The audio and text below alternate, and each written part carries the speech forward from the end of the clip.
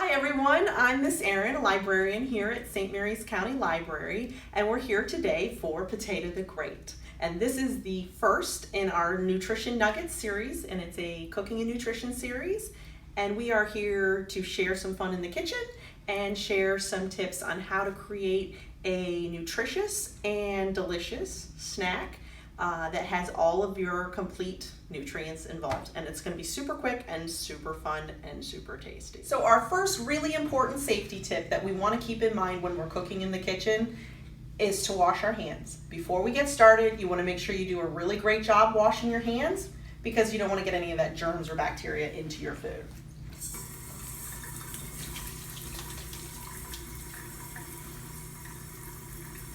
And I know we've had all kinds of great hand washing lessons lately. Well, I'm sure some of you are here because you really love to cook. Most of us are probably here because we really love to eat. And I really love to eat almost as much as I love to cook. But like you, sometimes I don't want to have to wait. I'm either hungry or I've got other things I want to do. So these recipes that we're going to do in this series are probably going to take us about 15 minutes. Now I know that's not quite as fast as a bag of chips or a granola bar, but unlike a bag of chips and granola bars, we're going to hit all of our food groups and we're going to hit all of our macronutrients, which we'll talk about later. And those are the things that make you feel full longer. So that might mean you get an extra round in your video game, some more time hitting the ball around, or hopefully another chapter in your book. So why the potato? Potatoes have a secret power. Their secret power is potassium. But why do we need potassium? Potassium is a mineral, and that mineral is used to create the electricity in your body that your cells need to do their work. Okay, so let's get started. Now the first thing we want to take care of is our knife safety. Slide this over here. We're going to be using the knife a little bit to cut. Right now I've got a guard on the edge of my knife, but once you pull it off, you want to need to make sure your fingers are away from the blade. And when you're cutting down, you want to make sure this hand is out of the way, either on top of the knife or not at all. So the first thing we're going to do is we're going to get our baked potato ready to go. You just want to make a slight cut in the top to let the steam out. So as we come down, we're going to go this way. And we're going to move our hand out of the way and come back down again.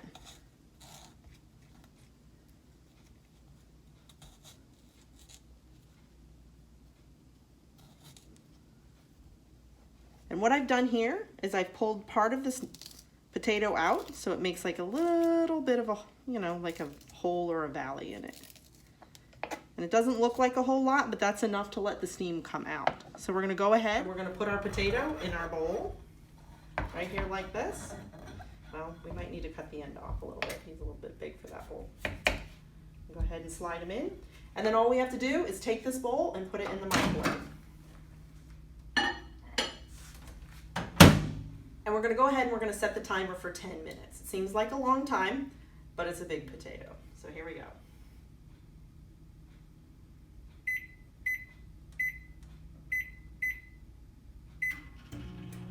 All right, so while this potato gets started, we're going to reach for our next one. This is probably not what you have to do at home because you're probably only going to make one at a time. But for our segment, we're just going to roll all three together. So the next one we want to work with, these are little baby potatoes. So they come in red, they come in yellow, they're a little bit softer. So for what we want to do, this is probably, for our dill potatoes, this is what we want to do. With these, again, remember our knife safety, we're going to keep our hands out of the way. We're going to cut long ways. So you have them this way, like that, as opposed to sideways where they're going to be shorter and fatter. I'm going to go ahead and give these some slices. Hands are up out of the way.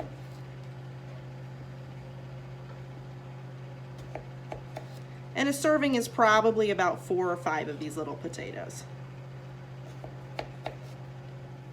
Okay, so our glass baking dish here we're going to use for our delicious potatoes. I have a glass baking dish. If you just have a bowl that's safe in the microwave, that'll work too. What you want to go ahead and do, I have Pam spray. Any non-stick spray you have, you can use. You can put a little olive oil in there, whatever you have in your house. You just want a little something so the potatoes don't stick to the bowl, but not too much.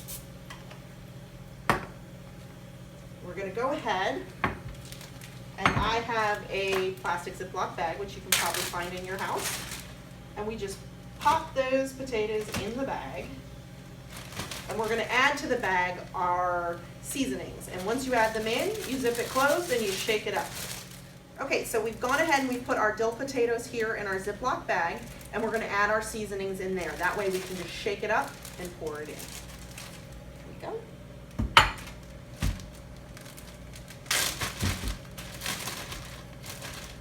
So for this recipe, what I have is just a dried dill container, which you can get at the store. If you happen to have a nice garden at home and you have fresh dill, you can go ahead and use that too. And then here in this little cup, I have some Parmesan cheese. We're gonna go ahead and we're going to pour about 2 tablespoons of Parmesan cheese in with the potatoes and about a tablespoon of dill. I'm gonna go ahead and seal that up.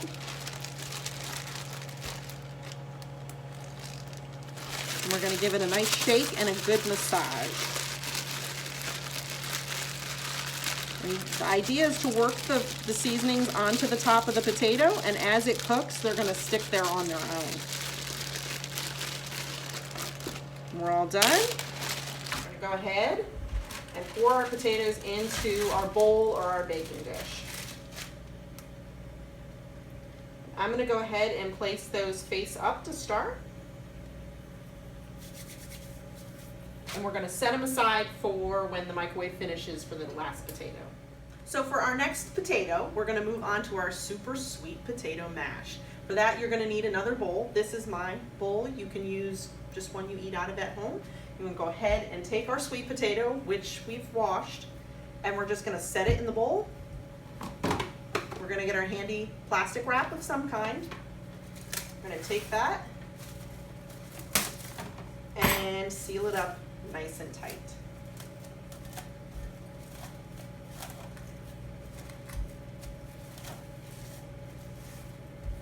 Just like that.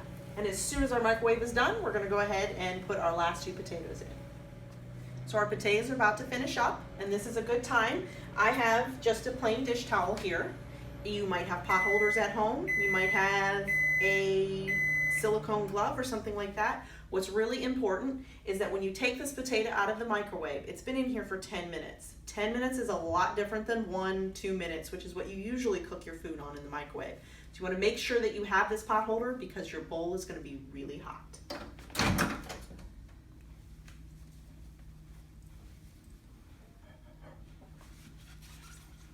And we're going to go ahead and put our next one in.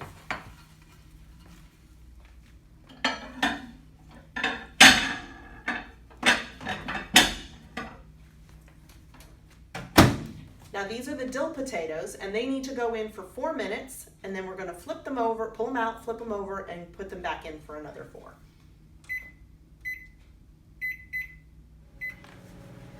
Okay, so we have about 3 seconds left on our microwave, and we're going to go ahead and pull out the delicious potatoes, and we're going to flip them over and put them back in for another 4 minutes. So here we go. Don't forget, they're super hot.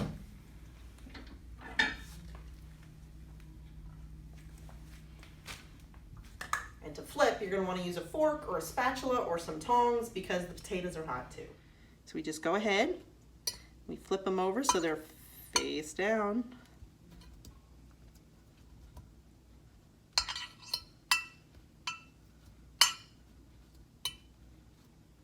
And so the idea with these potatoes is we're going to try and get them a little bit crispy. It's a microwave, so they're not going to get as crispy as if you were frying them, but we want to be able to use them to dip in our sauces. So we go ahead, we got them all flipped over. Grab our towel. Go ahead and put it right back in.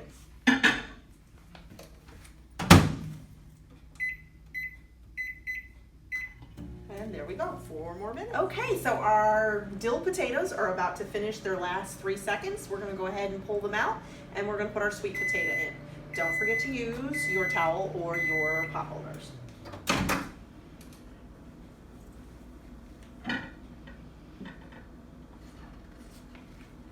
Now I have on my counter a towel that protects the surface from the hot plate. If you're putting your things directly on the counter, you probably want to put a towel underneath, or a pot holder would work too, or sometimes you can use a trivet. Get our sweet potato. Put the this one in. This one's gonna go in for 10 minutes too. What you're gonna hear, because it doesn't have a hole in it, is you're probably gonna hear some hissing as it cooks, but that's okay.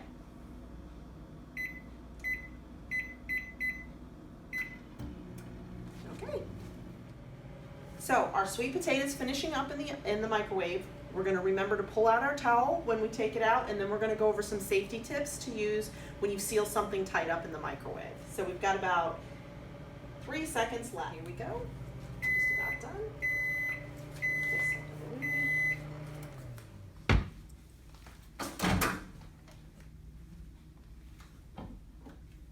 Now when you pull it out, mine is not, but sometimes it'll puff up like a big bubble. That's okay.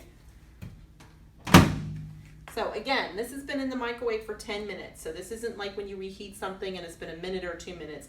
This is very hot, and the steam that cooked the potato and is trapped inside is very, very hot. So you want to take a fork or a knife, use it to pierce that and let some of the steam out. And then you're actually going to pull it back with the knife or the fork. Not a sharp knife, a butter knife.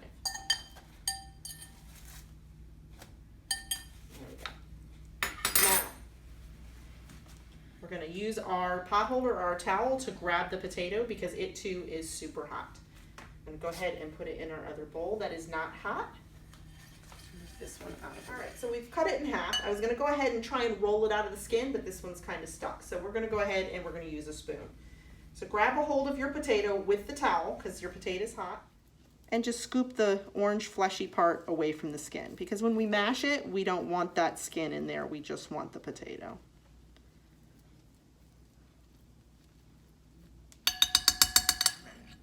So while our potatoes are cooking, let's talk about the things that we're going to put on top of them and what we're going to dip in them. While potatoes are great, that's not what makes us feel full.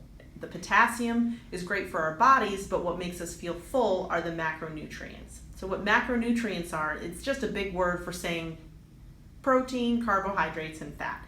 So what I have here on the table are our 3 different categories. Over here we have our carbohydrates, and our potato is a carbohydrate too. So we're going to add some more things to that, but we're going to choose some vegetables as carbohydrates, not just a starch.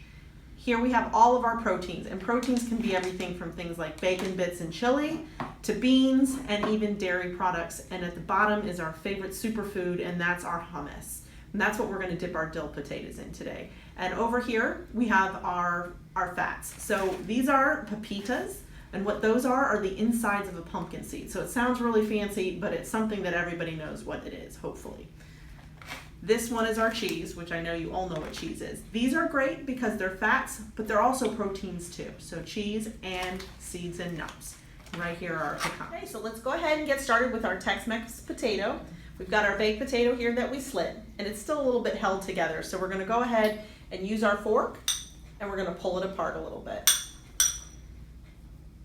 And what I've chosen for this potato, and I would challenge you guys to think about regular toppings that you're used to on a potato, bacon, broccoli, cheese, and see how you can put it together in a way that you like, that pulls in all those things, the proteins, the fats, and the carbohydrates. So what I have today are canned corn. We have rotel, which is basically just diced tomatoes with chilies in it. You can use salsa too if you don't have that. And some black beans.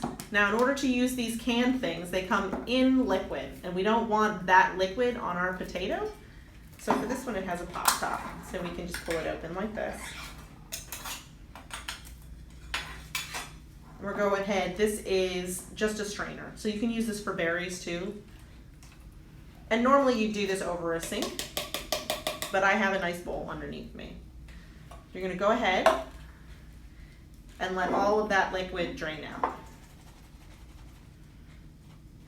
And with these beans, you probably wanna run them under some water too.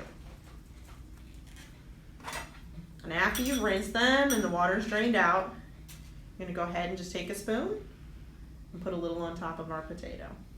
1 or 2 spoonfuls is probably enough. So we're gonna go ahead and take whatever we don't use in our beans, and we're gonna put them in another bowl. If you have a container that you can put in the fridge and save these for another day or another snack, these are a great, great protein-filled snack. Now for this can, we don't have that pop top, so you're gonna go ahead and use your can opener. You might have an electric can opener at home, that works too. but you want to take the can opener and you're going to have to give it a nice big squeeze, and you'll hear it pop, and then you just roll it around.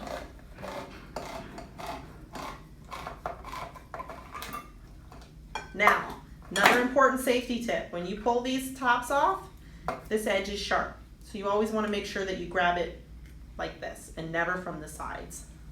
Go ahead and put that on the other can. We're going to drain our corn.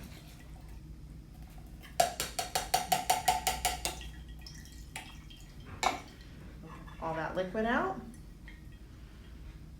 and just put 1 or 2 spoonfuls on. Okay, so we got this one done. We're going to set it aside because this next can, and if you're using salsa, you don't have to drain that either, but you won't have to drain the Rotel. So we're just going to go ahead and open it, give it a nice squeeze.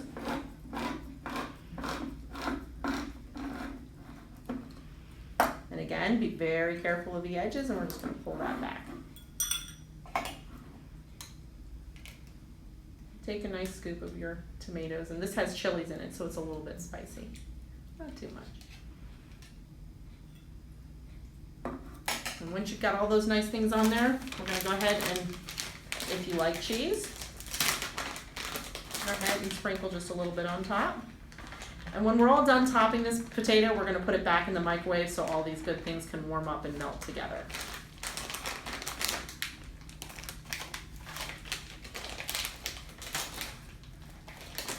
And we'll add our super crunchy pumpkin seeds on top. Now the difference between a pepita and a pumpkin seed is the outside hull has been pulled off. So they're a little bit tinier and they're a little bit softer. Go ahead and sprinkle those on top. We're going to go ahead and take it back over to our microwave and put it in to melt. Okay, so what we have here is our completed potato, and we're going to go ahead and we're going to pop it in the microwave for another 20 seconds.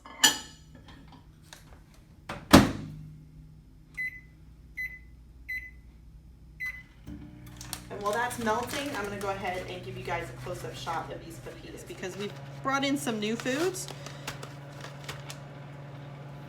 This right here is our pepitas. So they're a little bit softer than a normal pumpkin seed. Okay, so it looks like we've got about 2 seconds left. Don't forget to get your towel. Go ahead and pull that out. And there we go. It's all set for you to eat. And this is almost like a complete and total meal. Right there. I'm gonna go ahead and take my first bite. That's really good. All right, so our next potato are our little dill potatoes, and we have one right here. You scoop it up, and it's a little bit crispy on the bottom. That's why we flipped it over. I don't know if you can see that. There we go.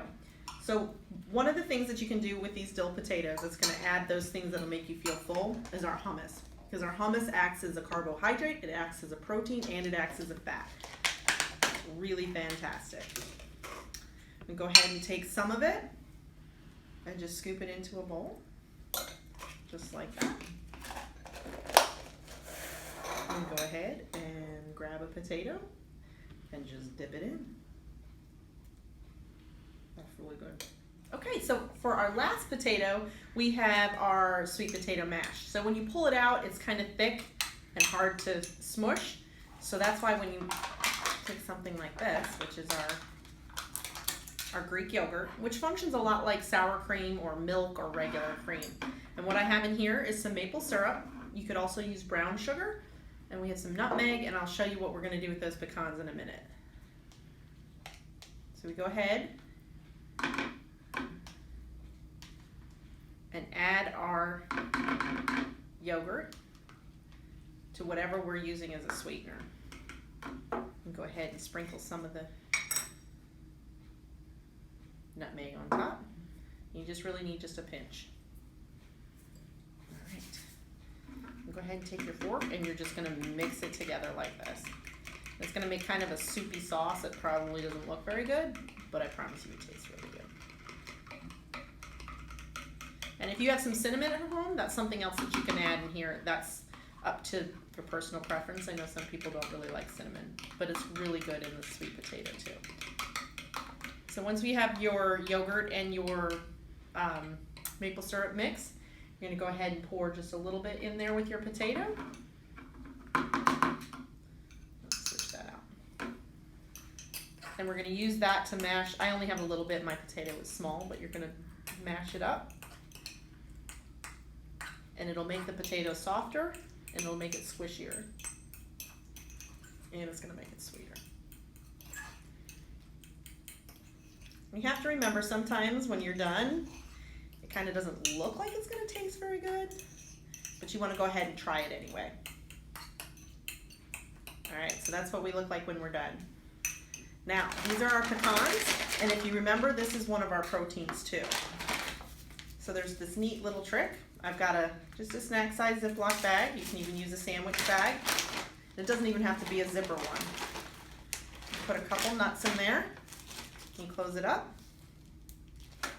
And you can use anything really, but since I have my glass bottle handy, I'm going to go ahead and just use it to crunch them up.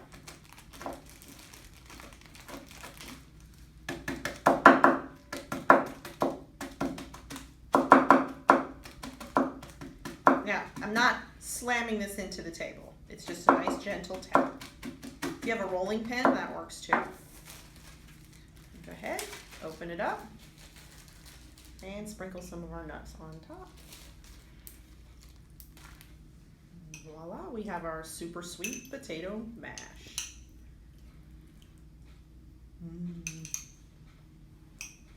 So here we have our delicious potatoes, our Tex-Mex baked potato, and our super sweet mashed potato. What great potatoes.